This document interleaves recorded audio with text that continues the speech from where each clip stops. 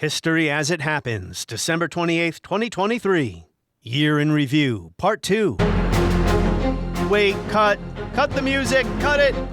Okay, I know you love the opening montage. You get a new open in every episode of this podcast. Most podcasts don't do that. But no need to make a big production out of this one. It is the week between Christmas and New Year's. We're not supposed to do any work. It is the last episode of 2023, so I'm going to take it easy, kind of. We're going to just pick up right where we left off with Jeffrey Engel. Hello. Always so good to talk to you, Martin. And Jeremi Suri, same to you. Delighted to chat with you. Our year in review continues. This is the last episode of 2023. Wow, I can't believe it. As they say, as you get older, time flies by faster. Although we keep dealing with the same depressing issues year after year after year. We're going to start this conversation with, you can say this is a historical or historic issue because it deals with free expression. It also deals directly with your profession and where you spend your days on college campuses. I have been pretty angry for weeks after that hearing where politicians, I thought, hijacked the issue of free expression. That is not to say anti-Semitism isn't a real problem, but there aren't groups of anti-Semites or neo-Nazis marauding around campuses telling Jews they're going to kill them all. Ms. McGill, at Penn, does calling for the genocide of Jews violate Penn's rules or code of conduct? Yes or no? If the speech turns into conduct, it can be harassment, yes. I am asking, specifically calling for the genocide of Jews, does that constitute bullying or harassment? Terms like intifada and free Palestine are not calls for genocide. Anyway, that's my speech, not a question. Jeffrey Engel, anti-Semitism on your campus, is it a problem? What did you make of this debate in the House of Representatives about whether students are calling for the genocide of Jews? Well, I'm hesitant to say, because I'm going to say it's not a problem on our campus, and then I'm sure some student on our campus will tell me it's a problem. But it's certainly not a widespread problem on our campus. My contention is that it's actually not an issue on 99% of campuses, but the 1% of campuses where it is an issue, it's a really, really big issue. And I agree with your assessment entirely that the congressional hearings that blew up multiple careers last week were hijacking the issue. What the president said was, college presidents, was inarticulate, could have been done better. It would have been nicer if they had been able to calm down with an easy condemnation of something like genocide. But the truth is, when the rubber meets the road, these issues are hard and these issues are complex. And I happen to be more of a free speech absolutist on these issues, especially on campuses. So I think what the president said was correct. And I think we've forgotten an important part of what open and honest debate and sunshine was supposed to do, which was to demonstrate the stupid ideas and to demonstrate who was wrong. So if I have somebody stand up and yell that they want genocide of the Jews on my campus, my hope, my expectation is that everyone else in the room will say, well, that guy's a jerk. I'm not talking to them anymore. And hopefully that person will take the hint that their idea is wrong. And I think that might actually be better in some ways than having the university come in and kick that person off of campus for having missed an opportunity to learn. And the thing is, who's really actually saying that? So Congresswoman Elise Stefanik made it sound like crowds of pro-Palestinian protesters are calling for the genocide of the Jews. I'm not sure that's happening. Is it, Jeremi Suri? Well, there have been instances of that, but it's generally not coming from people within the campuses. It's coming from activists of one kind or another who come to the campuses. There are many examples of non-students coming onto a campus in one direction or another, not just around this issue, around many other issues, because people see campuses as a place where when you do something, you get attention from students, attention from faculty, attention from the media. So in general, I don't think there are students calling for genocide one way or another.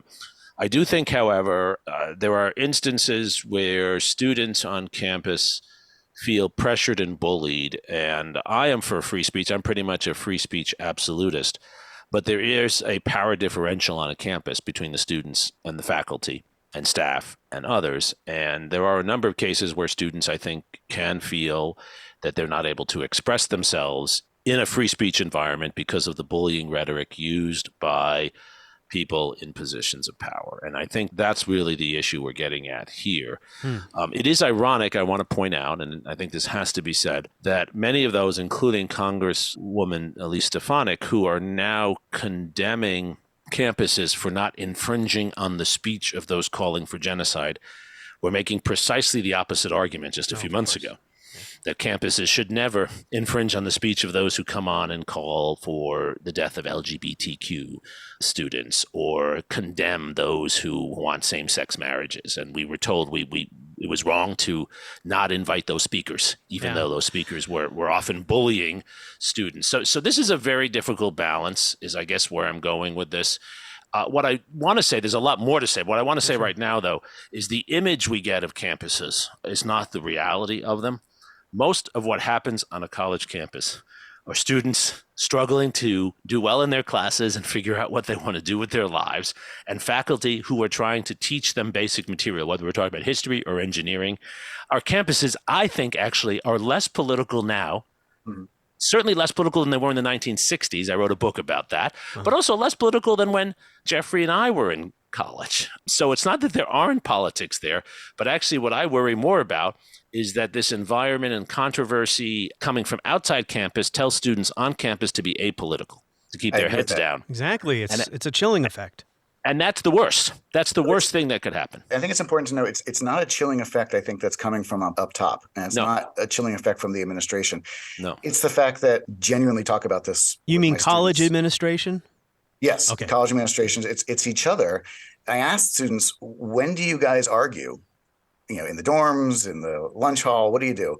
And they say we don't, because the downside of running into the one person that really, really vigorously disagrees with you is so much greater than the upside of potentially having a nice conversation. Not just a nice conversation. I mean, you can have a nice conversation with somebody you disagree with, but there is a chilling effect that students have imposed upon themselves. And Jeremi and I actually have talked about this before. Every single year, my classes get quieter and quieter and quieter. Getting students to raise their opinions is nigh impossible. And one year, a couple of years ago, called out the students and said, listen, I've been doing this 25 years. You guys are the quietest I've ever seen. You stink. What's going on here? But brave student raised their hand and said, we're afraid if we say the wrong thing that we're going to be in trouble. And I, of course, took that personally. I said, oh my God, I'm so sorry if I've created an atmosphere where you think I'm going to come down on you. And they said, don't flatter yourself. We're not talking about you. We're talking about somebody who's going to meet us in the hallway afterwards. That's what they're worried about. Wow. Well, professors have also said, in a number of articles I've read, that there is a chilling effect, to criticize one side or the other, for instance, in the Israel-Hamas war. Just a few points. To the hearing that took place, content or context always matters, despite what Elise Stefanik said. Context always matters. Knowledge of history also helps too. For instance, as I mentioned, intifada does not mean genocide. It means violence, but not genocidal violence. We're not talking about the Nazi genocide of the Jews here. We're talking about the Israel-Arab conflict, right? In the view of pro-Palestine activists or demonstrators, Palestinians have a right to resist the Israeli military occupation of their territory, right? I don't want to get into the weeds of that again. I'm just giving you an example here. I think you're going the right way, Martin. Yeah. I would say this. I mean, and this is what has always been the case on college campuses, and I'm speaking now as a historian as well as a faculty member, as well as someone who's basically spent his entire life on. I liked college so much I never left. That's right. Colleges have always strived to be places for free speech, but also strive to build community. And you build community not only through free speech, but by helping people to feel that they belong. Those two things have to be done. So when someone like Henry Kissinger showed up at Harvard after World War II and he was put in a Jewish-only dorm, that made him feel like he did not belong, and that was not building community.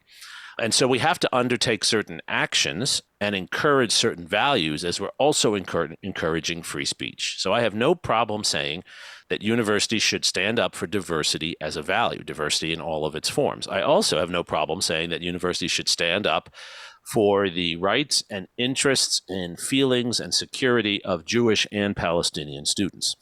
And the problem we run into is that sometimes people only want to talk about making students feel comfortable, and don't embrace free speech. This is the point Jeff remade very well. Or sometimes the opposite occurs, and it's all free speech without trying to address the values that are necessary to build a community. It is a balance, and that's what leadership is about. Leadership of a university is balancing these things.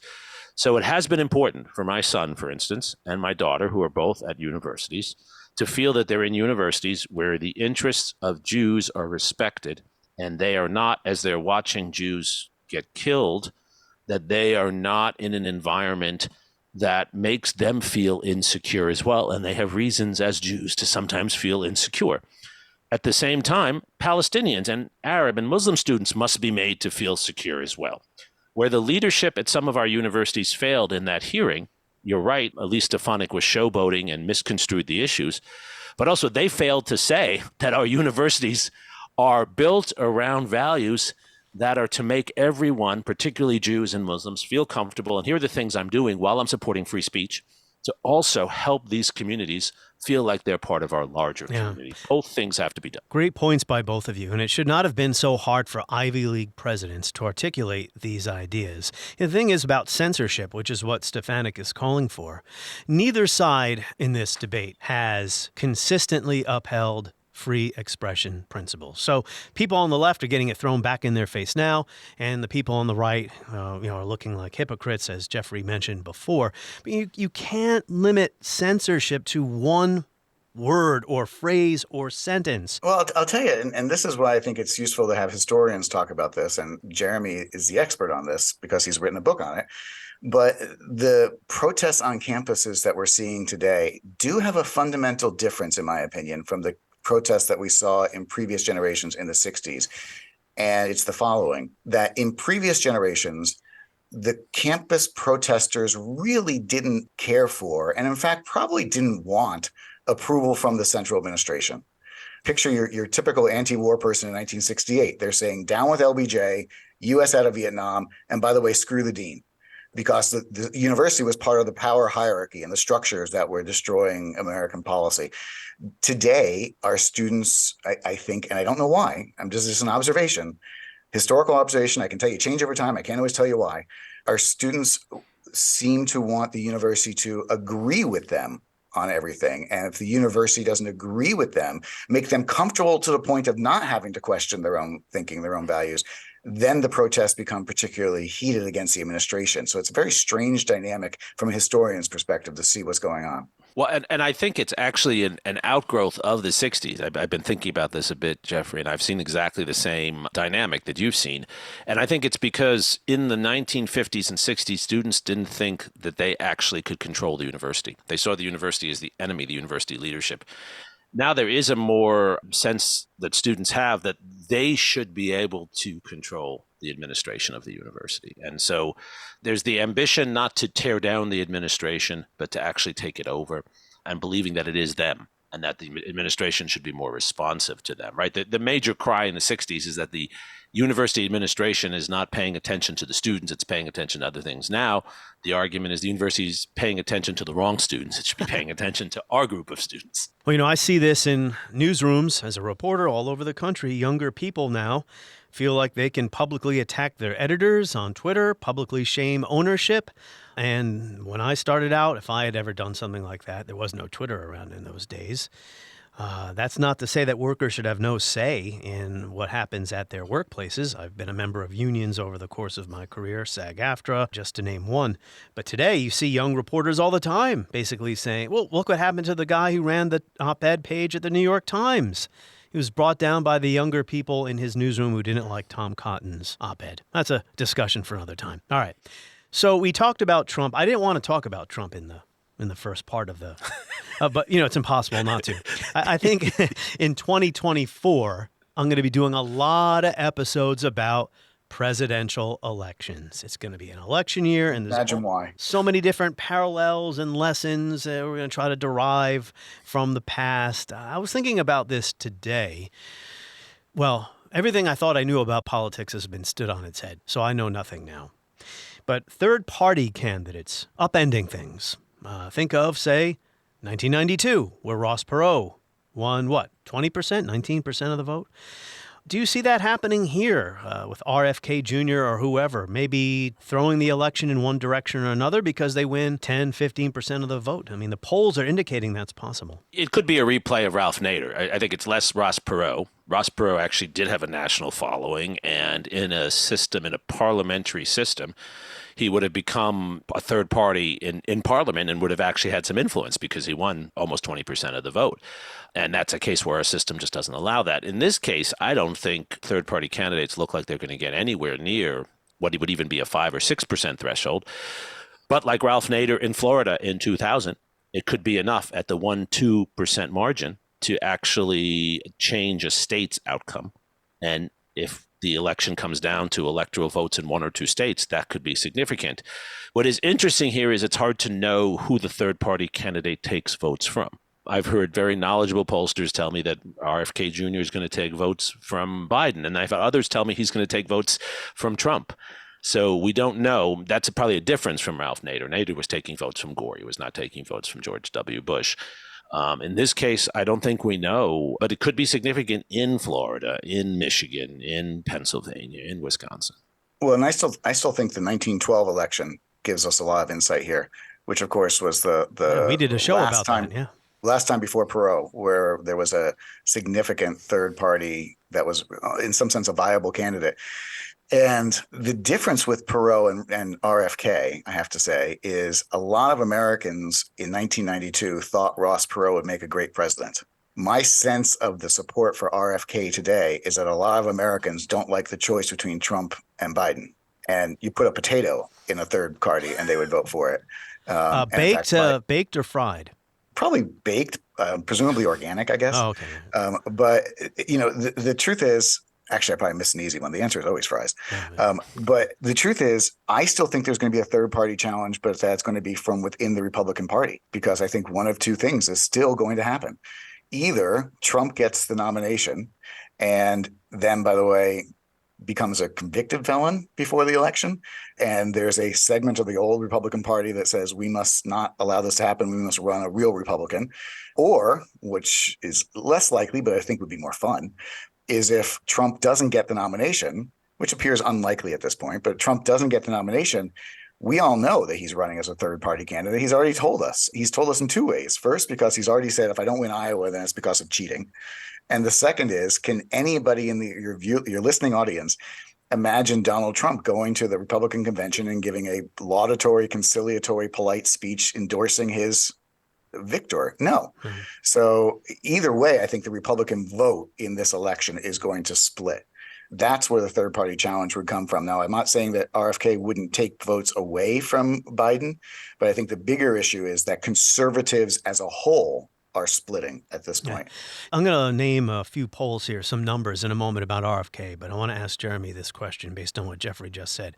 What do you make of President Biden's poor approval ratings? His polling numbers have been terrible. In the past, we've seen incumbent presidents have rocky starts to their presidencies, but then they recover in the election year. Right. And I think that might happen. Biden is not in necessarily a worse position than Barack Obama was when he was up for re-election against Mitt Romney, or than Bill Clinton when he went up for re-election against Bob Dole. And the polls often are very different by April, May, June of the election year than they are the December the year before. Right now, the polls look pretty even, and it looks like the majority of Americans don't like either candidate. Trump has the highest unfavorable ratings. Biden has the second highest. And Biden's favorable ratings are, around 40% or a little bit lower than that, sometimes a little bit higher than that. But you don't get reelected for president because people think you're doing a great job. You get reelected for president because they think you will do a better job than the alternatives. Yeah. And that's exactly how Bill Clinton and especially Barack Obama were reelected. And I imagine that's how Biden will run, I believe, successfully, which is to say, especially if it's Trump, you don't have to like me, but you just have to hate the other guy more. And that's what the race becomes. It becomes a negative campaign in a sense. I don't know if I believe polls, and I've never been one to just say something like that. I tend to believe these polls are professionally done, but maybe they're just misleading because we are still pretty early in the process. How could we possibly be early in the process? Campaigning never ends anymore. That's a good question. Yeah. But at this point, here's some numbers, Jeffrey. Sorry, let me just give you a couple numbers. John Anderson in 1980. independent candidate. At one point, he hit 20%. But he only got 7% of the vote once the election finally rolled around. In 1968, George Wallace, who we've discussed on the podcast in the past, he was at 21% at one point, but then he finished with still formidable amount, 14% for an independent. As we mentioned, Perot had 19%. He peaked at 22%, which is the highest ever for an independent candidate. At least until now, if you believe some of these polls that are out there. Quinnipiac poll had RFK Jr. 22% matched up against Biden and Trump. An NPR PBS NewsHour Marist poll found him at 16%. New York Times Siena poll in swing states showed him at about a quarter of the potential vote in these swing states. At this point in 2012, you would have gotten better odds on generic Republican than you would have for Barack Obama, because obviously Romney had not. Well, actually, I guess it would be 2011, to be completely honest, because we're still in December. The Iowa caucuses still haven't happened yet. And I will remind you that President Rick Santorum had a great run after he won the Iowa caucuses, and then that was it for his candidacy. So the early polls can be extremely misleading. But I would love to meet, I would love to meet the 20% of people that think that RFK is a viable candidate, because I'd hand them some French fries and let them choose which one they like better. Sorry, that's not professional. That was not the most scholarly opinion, but it's ludicrous. Well, I would agree that he's not fit to be president. But I mean, that's the attitude, though, in the country right now. They don't want establishment figures. And Joe Biden is the ultimate establishment. He's the ultimate incumbent. He's been here in D.C. since the 70s. I'll just make a personal observation, Jeremy. As a citizen and as a journalist, I used to always enjoy election years. I'm not looking forward to this year. I agree with that. I've actually said very similar things to lots of people. That said, the historian in me reminds us that we might be surprised. Here's what we do know as historians. December of the year before the election, 10, 11 months before the election, is not a good time to make predictions. We would have mostly been wrong if we go back to many of them. So we really don't know. I think they won't necessarily be good things, but I think there will be surprises, and we should have our eyes open for those surprises. Nothing is baked in right now, as much as the pollsters tell us it is. Well, remember in 1991, all those people who said the governor of Arkansas will be the next president of the United States. Yeah, exactly. Exactly. And I was going to say, and all those people, right, I was one of them. In late 2015, I was saying, this is horrible. We're going to have two legacy candidates, right? A Bush and a Clinton running. And I was absolutely convinced that Hillary Clinton was going to get the nomination in 2008. Right. So shows how much we know. Exactly. I wanted to Why are we having this? Who is listening to this after that? Well, remember my prediction from September. I said that the Jets were going to, well, never mind. We're not going there. What I wanted to see, and I know this is also a rarity historically, at least recently, was Biden stepping aside after, he could say, I'm a successful one-term president. We need the new generation of Democratic leaders to now step up, and I'll hand them the baton, and you would have had a healthy process, primaries, campaigning, etc., the caucuses coming up to find the heir apparent. That's what happened in 92, right? No one knew who George Bush was going to face. Matter of fact, in 91, probably most people thought this is a lost year. It's going to be the fourth term of Ronald Reagan. Bill Clinton. There's no doubt that he would have faced a much stronger field had Bush not been so popular in 1991. You knew, Martin, when you made that prediction, it wasn't going to happen. There hasn't been a sitting president who did not run for a second term since the 19th century. Actually, to be a sitting president and run for a second term, the odds are pretty good. That's right. Incumbents tend to win, even though we all hate incumbents, right? Aside from the obvious structural reasons that an incumbent has advantages, let's remember the kind of person that wants to become president of the United States is not normal. One might say they're severely abnormal. If you look around you and you think there are 350 million Americans, give or take, and only you should be in charge, that's not a great personality type for most conversations. But that's what's required to be president. I think it shouldn't surprise us that when President Biden looks out at the world, he can't imagine a world without him, because that mindset is required to become president in the first place. Yeah. I also think that President Biden is telling us the truth when he says that he sees this election as a fight for the soul of the country and a fight between autocracy and democracy. I think he's genuinely impassioned by this fight, and also If it wasn't for that issue, he would have found a different one. People who want to become president want to stay president. And that historically has been used by other presidents. You can probably say FDR ran on a similar theme, right? Democracy versus the forces of darkness that were overcoming a large part of the globe. And FDR is the greatest example of a president who shouldn't have run for a last term. Yeah, his last Because- For the fourth term. Yeah, no, that's it was that's very, absolutely. very clear he was never going to survive that term. And when I was thinking about how a president could step aside, and I was thinking of LBJ, I will not, what did he say? I will not run, or no, I shall not seek.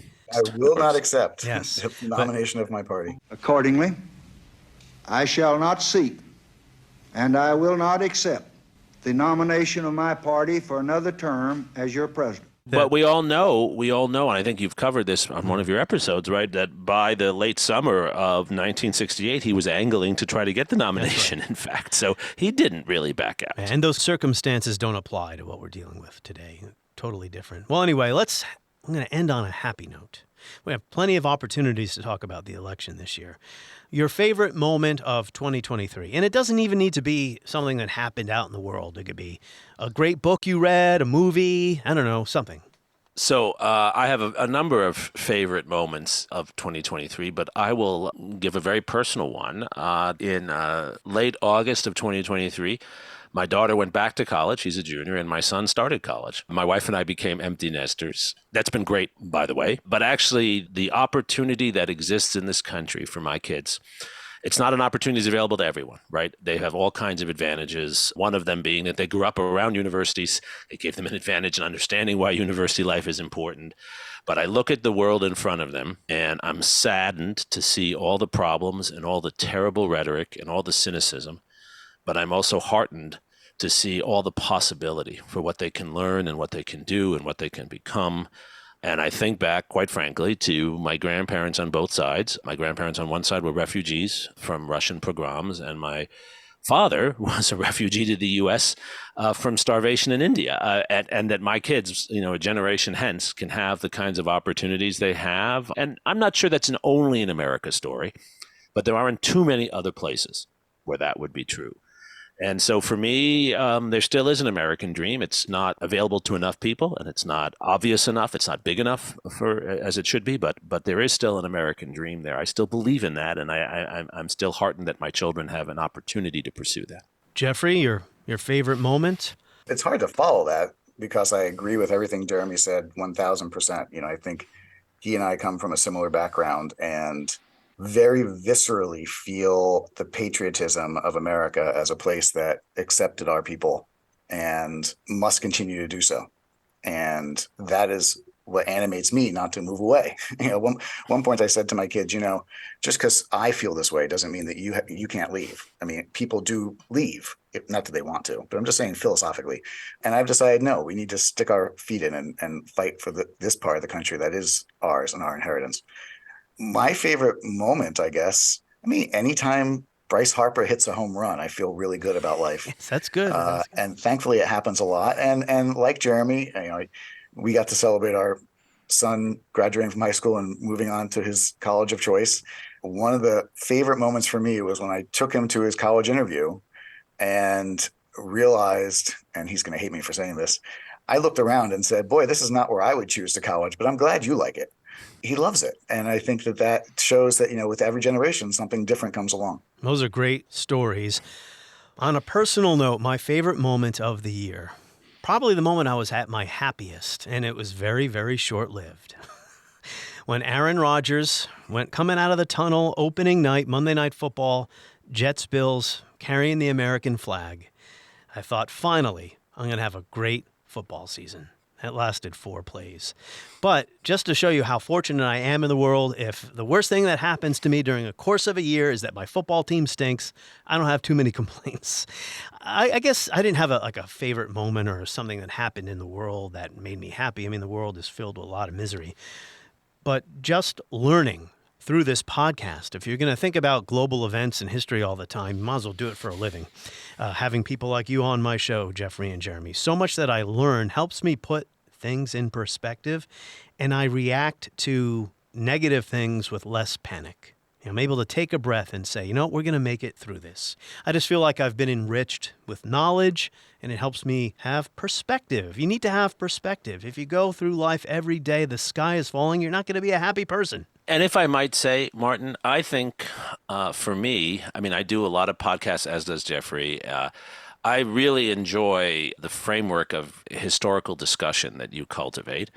And I have been astounded that the Washington Times sponsors and supports a podcast like this that's so open-minded. It's wonderful. Not many media outlets do that. Most typecast themselves one way or another. So kudos to you and your bosses for creating what I think is a nonpartisan, free-flowing historical evaluation of the world we're in. It's not what I expected when you first contacted me, and it's well exceeded my expectations. Well, that is exactly right, Jeremi Suri. We're not doing political talk here on the right or left. There is plenty of that out there already. We're doing historical thinking here, and I am indebted to my bosses, my editors here at the Washington Times, for supporting this endeavor. And it shall continue in 2024. I will be back next year. That's next week. The first episode of the new year will be looking ahead to year 4 of President Biden's foreign policy. I'll be joined by Guy Taylor and Ben Wolfgang. They cover world affairs for the Washington Times. In the meantime, go to historyasithappens.com and sign up for my newsletter. And enjoy the New Year holiday.